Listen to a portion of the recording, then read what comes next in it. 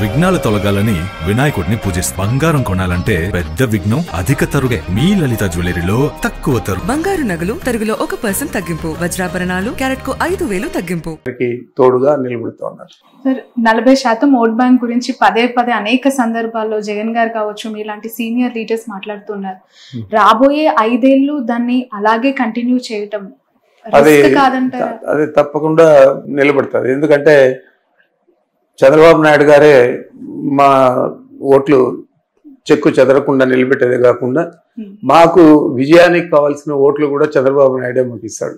ఎంచేతంటే ఆయన హామీలు నెరవేర్చడంలో విఫలం అవడం కానీ, ఆయన దౌర్జన్యాలు పెచ్చుమీరిపోవడం కానీ, ఆయనకు సహించరాని కోపము, ఆవేదన, కుట్ర అన్నీ కూడా ప్రతిపక్షాల మీద అవన్నీ కలిసి తప్పకుండా మాకు అత్యధిక మెజారిటీ సాధించే విధంగా చంద్రబాబు నాయుడే దోహదపడతాడు. జగన్ గారికి సెక్యూరిటీ విషయంలో అనేక ఆరోపణలు చేస్తూ ఉన్నారు, రిక్వెస్ట్ చేస్తున్నారు, హైకోర్టుకు కూడా వెళ్ళారు. ఎలా చూడాలి ఈ ఇష్యూని? నిజంగానే కావాలని చేస్తుందంటారా ప్రభుత్వం? ఒకవైపు నిజంగానే కావాలని చేస్తుంది. ఎందుకంటే మా నాయకుడికే కాదు, మాలాంటి వారికి కూడా, నేను 7 సార్లు శాసనసభ్యుడిగా ఉన్నాను, మంత్రులుగా పనిచేశాను, ఆ సీనియర్ నాయకుడు అని మీరే అన్నారు. మరి మాలాంటి వాళ్ళకు కూడా 1+1 సెక్యూరిటీ ఇవ్వడం అనేది చాలా విడ్డూరంగా ఉంది. మేము కూడా కోర్టుకు వెళ్ళాము. అంటే జగన్ గారు మొన్న మాచర్లకు వెళ్తున్నప్పుడు కారులో నుంచి బొద్దింకలు వచ్చాయి, పురుగులు వచ్చాయి అని చెప్పి అన్నారు. అది వాస్తవమే అంటారా? అది వాస్తవం కాబట్టి ఆ బండి దిగి మామూలు బండిలో వెళ్ళాడు. మీరంతా కూడా గమనించుంటారు.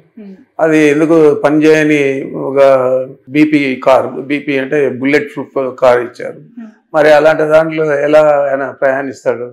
మరి అందుచేతే మామూలు వెహికల్లో వెళ్ళాడు, క్షేమంగానే తిరిగి వచ్చాడు. రైట్ సార్, ఈ రికార్డుల ధ్వంసానికి సంబంధించి అసలు ఎందుకు ఆ ఇష్యూని లేవనెత్తాల్సి వచ్చింది? నిజంగానే రికార్డుల ధ్వంసం అంటే రికార్డుల ధ్వంసం జరిగిండొచ్చు, అది ఎవరు చేశారు ఏం చేయలేదు అనేది కూడా ఆలోచన చేయకుండా, ఫోరెన్సిక్ నివేదిక రాకుండా, కలెక్టర్ కాన్ఫరెన్స్లో స్వయంగా ముఖ్యమంత్రి గారి చంద్రబాబు నాయుడు గారి చెప్పడం అనేది పెద్దిరెడ్డి వీళ్ళు చేశారు అని చెప్పడం అనేది ఆయన ఊతం ఇస్తా ఉన్నాడు. ఈ పెద్దిరెడ్డి మీద ఈ కేసు మోపండి అని చెప్పి. మరి ఆ విధంగా కాకుండా నేను ఒకటే అడుగుతా ఉన్నాను, రెవెన్యూ రికార్డ్స్ మిగతా డిపార్ట్మెంట్ల కంటే భిన్నంగా ఉంటాయి. తహసీల్దార్ ఆఫీసులో ఆ మండలానికి సంబంధించి ఉంటుంది, డివిజన్కి సంబంధించి ఆర్డీఓ ఆఫీసులో ఉంటాయి, జిల్లాకు సంబంధించి కలెక్టరేట్లో ఉంటాయి, రాష్ట్రానికి సంబంధించి గవర్నమెంట్లో ఉంటాయి, సేమ్ రికార్డు. మరి ఈ మధ్య ఇంకా ఇవన్నీ పెట్టారు కాబట్టి కంప్యూటరైజేషన్ ఇవన్నీ కూడా వాటిలో కూడా నిక్షిప్తమై ఉంటాయి. మరి ఇవన్నీ తెలుసుకోకుండా అక్కడేదో జరిగిందని చెప్పి పోతే దాన్ని వాళ్ళే చెప్పారు, రీట్రీవ్ చేశాము, అన్ని రికార్డులు కూడా అక్షేమంగా ఉన్నాయని చెప్పి ప్రభుత్వమే చెప్పింది.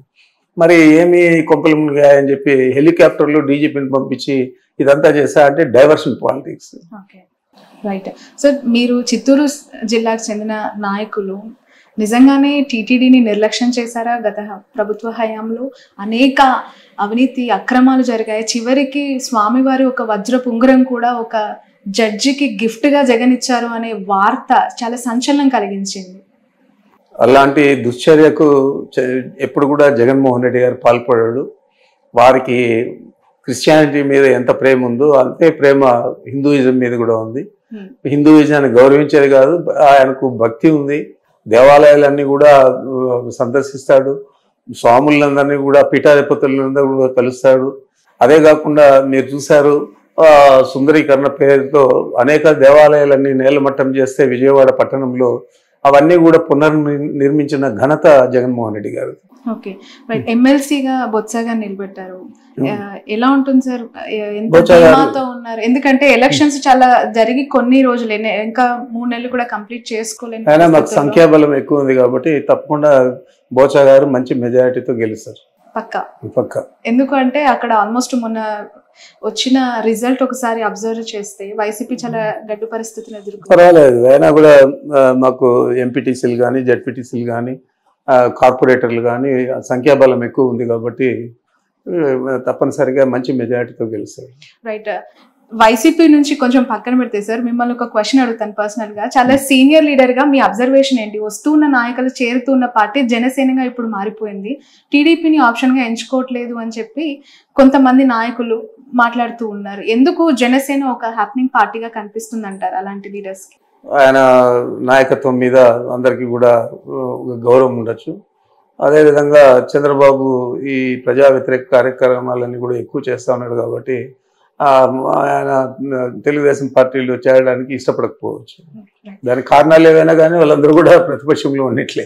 సార్ 2024 ఎన్నికలు కేవలం పవన్ కళ్యాణ్ యొక్క ఎఫెక్టివ్ వల్లనే ఈ రిజల్ట్ అంటారా? మీ అభిప్రాయం? 100%.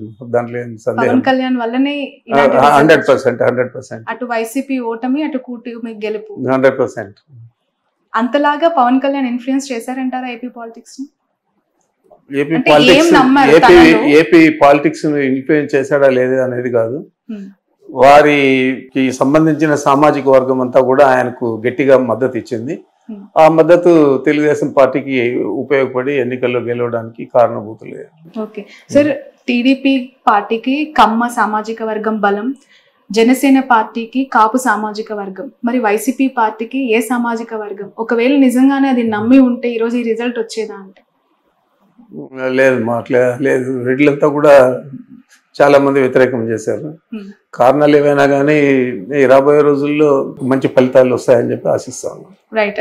ఫైనల్లీ మొన్న రీసెంట్ గా తిరుమలని బండి సంజయ్, కేంద్ర మంత్రి, మీకు తెలిసి ఉంటుంది, తెలంగాణకు సంబంధించిన ఎంపీ.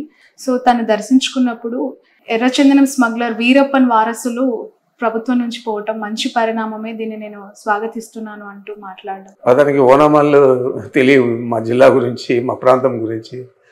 ఆడెవడో ఏదో ఎత్తిస్తే అది మాట్లాడాడు. ఇదే చంద్రబాబు నాయుడు వాళ్ళ శాసనసభ్యులే 2014లో పోటీ చేస్తే పీలేరులో కిరణ్ కుమార్ రెడ్డి తమ్ముడు కిషోర్ కుమార్ రెడ్డి ఈరోజు శాసనసభ్యుడిగా ఉన్నాడు తెలుగుదేశం పార్టీలో. అతని గురించి పబ్లిక్ మీటింగ్లో ఎర్రచందనం స్మగ్లర్ వీరప్పన్ అన్నాడు. మరి ఆ వీరప్పన్ ఇప్పుడు వాళ్ళ పార్టీలో శాసనసభ్యుడిగా చేసుకున్నాడు. మేము రెడ్ శాండిల్ స్మగ్లింగ్ అనేది ఎంకరేజ్ చేయలేదు. నేను ఫస్ట్ టైం శాసనసభ్యుడు అయినప్పుడు రాజశేఖర గారు ఉన్నప్పుడు దాదాపు 370 వెహికల్స్, కొత్త వెహికల్స్ ఫస్ట్ టైం కొనిచ్చాం. అంతవరకు పాత బండ్లు ఇండిపెండెన్స్ అప్పటి నుంచి ఉండేటివన్నీ ఉన్నాయి తప్ప కొత్తవి లేవు. కొనేదే కాకుండా 24 డిఎఫ్ఓలు అంటే ఫారెస్ట్ డివిజన్స్, ఆ డివిజనల్ ఫారెస్ట్ దీనికి 1+4 ఆర్మ్డ్ ఫోర్స్ ఇచ్చాము. ఆర్మ్డ్ ఫోర్స్ ఇచ్చి వాళ్లకు సెక్యూరిటీగా ఇచ్చి రెడ్ శాండిల్ స్మగ్లింగ్ అరికట్టేదానికి కృషి చేసాము. చేసేదే కాకుండా చాలా మంది మీద అప్పుడు పీడీ యాక్ట్ కూడా పెట్టాము. మరి అదంతా కూడా ప్రజలకందరికీ తెలుసు, మనం ఏ విధంగా పనిచేసామని తెలుసు. అంటే మీ పరిపాలన వీరప్పన్ లాగా ఉండింది అని తన అభిప్రాయపడ్డారు. అదే నేను చెప్తున్నా, అతనికి ఓనమాలు తెలియదు, జిల్లా గురించి తెలియదు, మా రాయలసీమ ప్రాంతం గురించి తెలియదు. ఎవడో ఏదో చెప్పిస్తే అది ఊతబలికి మాట్లాడాడు. మరి దురదృష్టకరం. సార్, ఏ రాజకీయ నాయకుడైనా రాజకీయాల్లోకి వచ్చిన తర్వాత ప్రత్యర్థి అంటూ ఉంటారు. గెలుపు ఓటమి ఖచ్చితంగా అవి అనివార్యం. ఒకరికి గెలిస్తే మరొకరు ఓడిపోవటం అనేది అనివార్యం, ఇప్పుడు చూస్తున్నాం. కానీ మీకు చంద్రబాబు నాయుడుకి మీరు చదువుకునే దశ నుంచే గొడవలు ఉన్నాయి అని ఏంటి సార్? అసలు ఎందుకు కొట్టాల్సి వచ్చింది? ఇప్పటి వరకు ఆ కొట్టిన ఇష్యూని ఇంకా కంటిన్యూ చేస్తున్నారు అనేది జగన్ గారు చేసిన కమెంట్. ఎందుకు కొట్టారు? అది నాకైతే గుర్తులేదు.